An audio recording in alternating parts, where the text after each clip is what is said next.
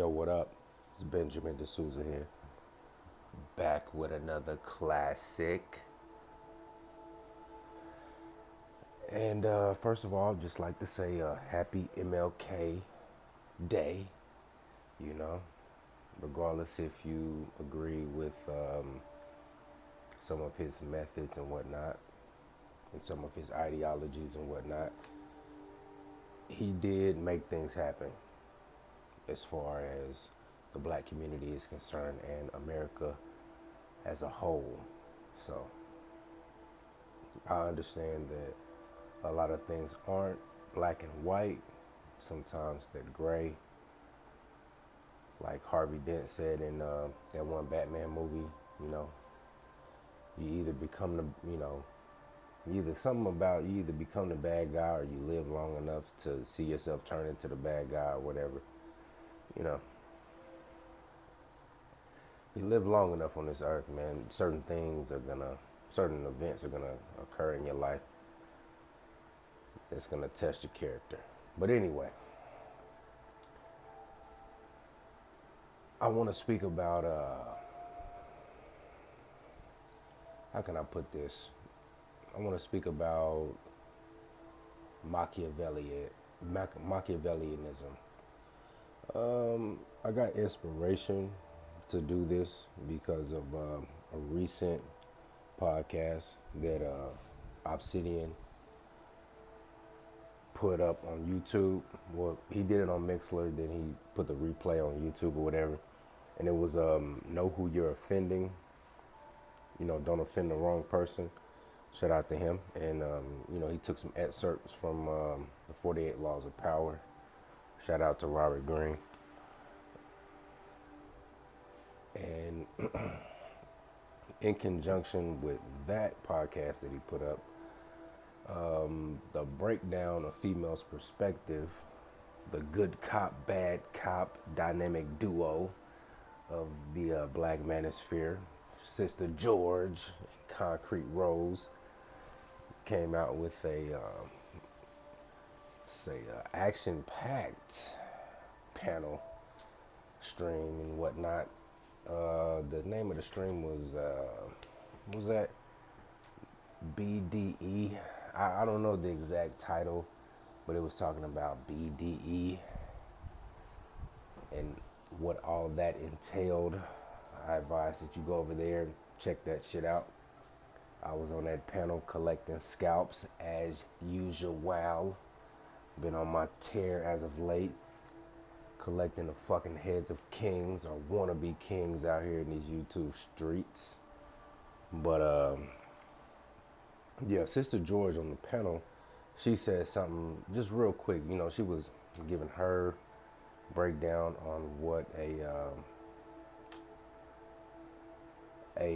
man who exhibits BDE, which is big dick energy, for lack of a better term, just to give you some context or whatever.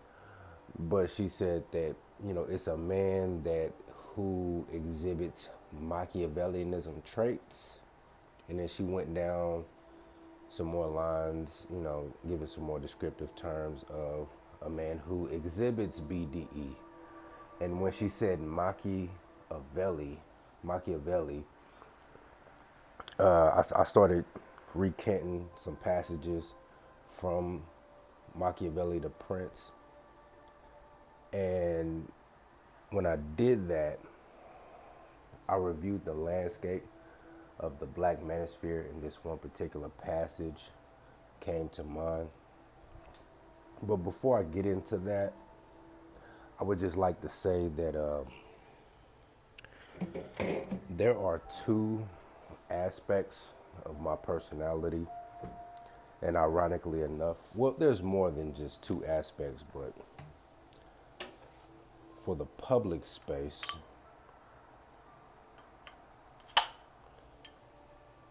there are two aspects that I display. And ironically enough, one of them is a prince persona, and the other is a warlord.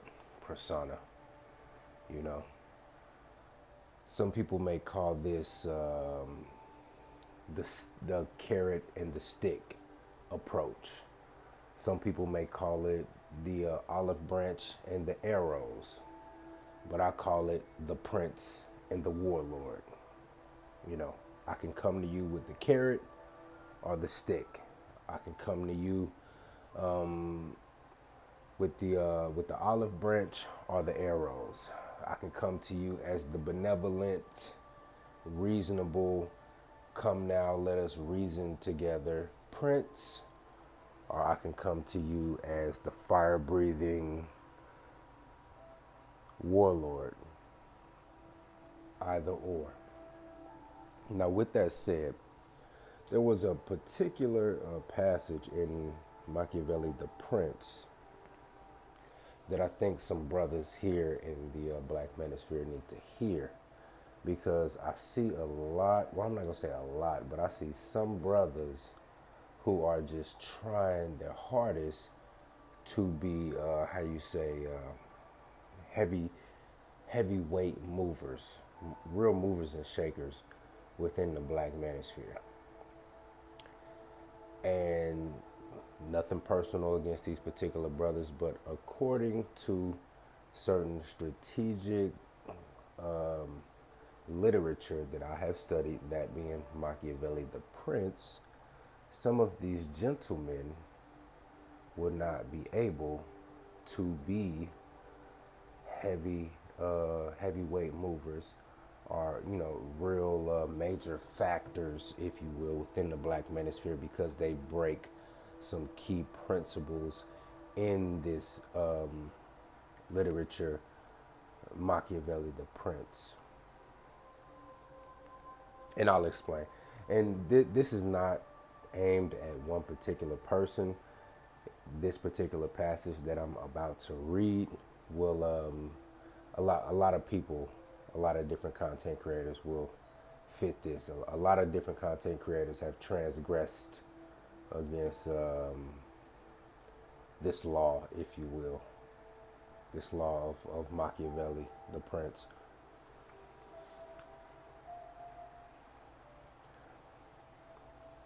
In any event. All right. And I'm gonna break it down point by point as to but anyway, let's go forward. A prince must avoid becoming hated or despised. You know, a lot of people, let me stop right there and interject my thoughts into that passage right there. But a lot of people, well, I hear some content creators who are pushing this, you got to be ruthless, you got to be ruthless, you got to be ruthless type of rhetoric and whatnot. But they don't understand that there's a difference between being ruthless and pragmatic and just being a fucking dickhead and a piece of shit and conducting yourself in a manner in which will garner hatred and ire from people whom you offend. So you've already transgressed the law right there. Yeah, I can be ruthless with you all day. Hold on real quick.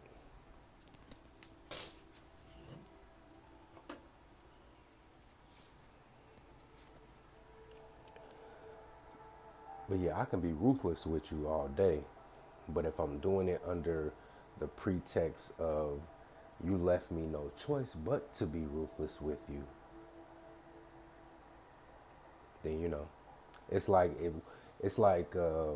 let's say if you slap me and then I slap you back or just whoop your ass, nobody's gonna be mad at me.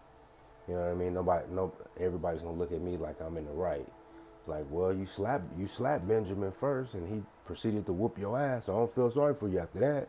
You know what I mean? But if I walk around just whooping people's ass for no apparent reason, then, you know, people are gonna hate and or despise me. Continuing. Well, let me start from the top and then move forward. A prince must avoid becoming hated or despised. Taking the property or the woman, let me stop you right there, because in many ancient cultures and whatnot, in ancient societies, women were considered property of men. They were prized possessions, prized property, but property nonetheless. All right, continuing. Taking the property or the women of his subjects will make him hated. Stop right there. Now you hear some particular YouTube content creators, whether they're Manispherian, Black Manispherian, or fringe Black Manispherians, they expound certain sentiments, provocateur sentiments, if you will, that coincide with this right here. You know, the fellas who say, well, I'll fuck your bitch. I'll tell you that I'll fuck your bitch to your face, or I'll tell you I could take your bitch. You've just transgressed a major law as it pertains to being a prince, being a ruler, if you will. It says it plain in Machiavelli, The Prince. Taking the property or the women of his subjects will make him hated. Essentially speaks for itself. So for all you fellas out there who think that your mouthpiece is just so tight and think that you're just so select that you can just walk around taking other people's women or threatening to do so, that will make you hate it, bruh. That'll make you hate it. You know what I mean? So you can't look and marvel at some of the vitriol coming your way. You know, if you expound that type of shit, if you kick that type of rhetoric, nigga, I'll fuck your bitch, or nigga, I'll take your bitch, and then you start finding out that people start, you know, firing arrows in your direction, don't tell me all these niggas just hating because they not, you know, they swag juice ain't over 9,000 like mine. I don't want to hear that shit, because nigga, you transgressed a major law as far as the prince is concerned. Continuing, being frivolous, indecisive, and effeminate will make him despised. Stop right there. Shout out to Obsidian, because he, over the last 4 or 5 years, as he's been on his campaign, he has made it a point to be as transparent as he possibly could or can with his finances and what he does with funds that he solicits from his audience. So that right there is a display of him trying to dispel the notion that he is or could be frivolous. You know, we're not just giving our money to a guy who's gonna make it rain in the strip club. You know what I mean? Quick story. I used to play semi-pro football back in Kansas City, right? Shout out to the St. Louis Bulldogs, the Springfield Rifles, the Missouri Minutemen. What else? Some other teams too. The Twisters, whatever. But anyway, I was playing for this team, right? And you know, we were traveling statewide, playing games and whatnot, but we had to pay dues. And word got around amongst the teammates, because these are regular guys, 9 to 5 guys. You know, at the time I was very young, just getting out of high school and shit, you know, real young. But these were grown men in their late teens, 20s, and 30s. They were required to pay dues, pay for their equipment. You know what I mean? You had to buy your own equipment, pay dues and come to practice, 2 times a week or whatever. You know what I mean?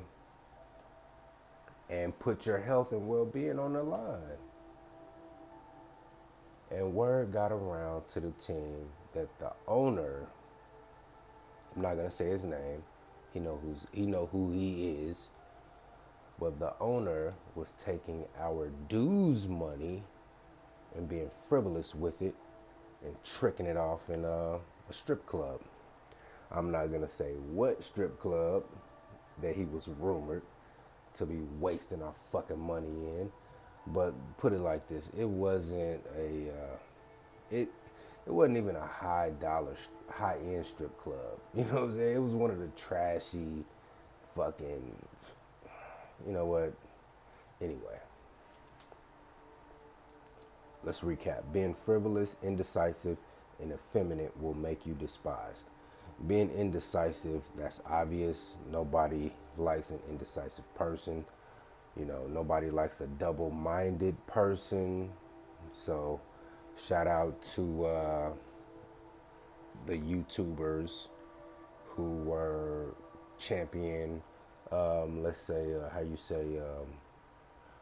forced marriage. They were expounding forcing brothers to take on these single mothers and forcing brothers to clean up the community. Now all of a sudden, they want to jump out and be out front on the front lines to champion SYSBM. Shout out to you, my brother, but you have transgressed a major law within Machiavelli, but Prince. Indecisiveness will make you hated and despised. Continuing, last point on this particular passage that I'm speaking on. Let me recap the passage. Being frivolous, indecisive, and effeminate. Let me repeat that. Being frivolous, indecisive, and effeminate will make him despised. Stop right there. I'm not gonna say any names because there are a few. I'm not just picking on one person in particular. I'm speaking on a couple of people from different camps. They aspire to be movers and shakers within the black manosphere. But as it says in Machiavelli, the Prince,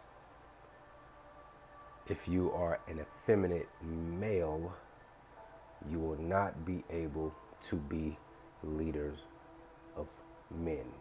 Not only will you not be able to be an efficient and an effective leader of men, but the women ain't gonna fuck with you either. The women ain't gonna fuck with you either, Plar. If you are effeminate, the men ain't gonna follow you. They're not gonna take you seriously, man. And you know if you are effeminate, man. You listen to your own motherfucking shit. You hear yourself talk. You know if you sound effeminate. You know if some of the points that you expound on and that you propagate are in fact feminine. You know that.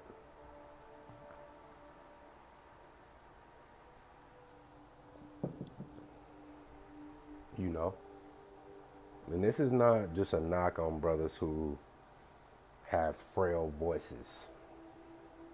I'm not saying that. Like if you have, because I have my voice, all praises to the Most High for blessing me with my voice, but my voice can vary. I got a wide range with my voice. I can go soprano, I can go baritone. So, I'm not talking about the manner in which your voice is. Your voice is what your voice is. But you can always tell when a brother is sounding like, you can always tell an effeminate brother for the most part, because the way he sounds is kind of akin to Big Al off of South Park, if you will. You know, I'm super, thanks for asking. You know, you can hear that shit in his voice, even if he tries to hide it a little bit. That shit's always seeping through, you know what I mean? You can always tell that. And also, you can tell an effeminate man because regardless if he got a very white baritone voice, when cornered and when tested, he reacts like a bitch. His base programming is to act like a female. You know? Like, let's say, for instance, let's say I'm having a discussion with an effeminate male, right? He doesn't like what I'm saying, as opposed to allowing me to have my time to make my case. He wants to be a female. He wants to act effeminate, filibuster the conversation in an attempt to talk over me, to try to, how you say, drown out what I'm saying. It is a feeble and weak punk ass attempt to get me enraptured in a emotional whirlwind by hitting me with rapid fire words and just trying to filibuster me, trying to talk over me, not allowing me to speak, not allowing my points to be presented. It's a bitch ass move. That is an effeminate move. Even the motherfuckers who sound soft and put extra emphasis on certain consonants and words and whatnot, from the motherfuckers who got baritone voices, look for these traits. Then a man, if you are effeminate, you will not be a leader of men. You can sit up here all motherfucking day, bruh, and make 30-minute, hour, 2-hour, 3-hour long streams and podcasts and whatnot, rapping your motherfucking heart out.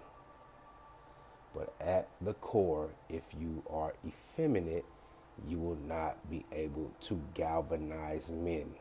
If you are unable to galvanize men, the women, in essence, will not follow you. Last point in this passage of Machiavelli, the Prince. All a prince's actions should show seriousness, strength, and decisiveness. That's pretty self-explanatory. As far as I'm concerned, I take myself serious. Therefore, any and everybody whom I encounter should take me serious. But that's not to say that I don't interject humor from time to time, and I don't, relax and be so laxed from time to time. So, but let's do a recap. I'm going to read this whole entire passage without stopping and interjecting my own thoughts. I'm going to read it from start to finish. A prince must avoid becoming hated or despised.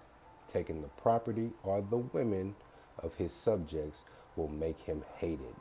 Being frivolous, indecisive, and effeminate will make him despised. All a prince's actions should show seriousness, strength, and decisiveness. That's all I got. It's BenjaminDeSouza, the Warlord, and the Prince. Get up on that.